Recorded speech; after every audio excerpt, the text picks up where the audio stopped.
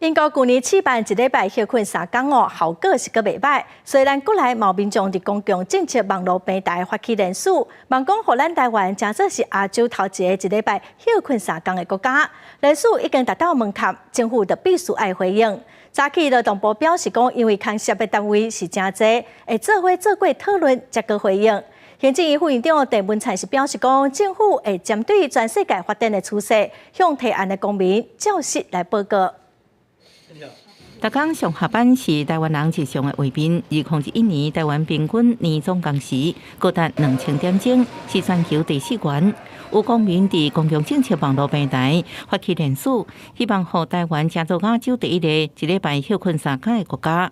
包括军公教，不是只有劳工，那还有包括教育部。因为学生的学习也是一样，它是牵动的层面比较多，所以我们大概这个部分有请国发会就这个提案的这个部分的话，哪个部会来做中整。联署总共有5736人赴期，超过限制。按照规定，相关部会要在6月26日进前回应相关的问题。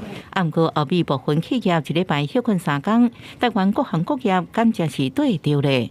周休3日，这个是大家都很希望的，好，但是我们不希望就是说周休3日了以后，即使法律通过，但是我们的加班还一直在提高，所以你的年总工时并没有改变。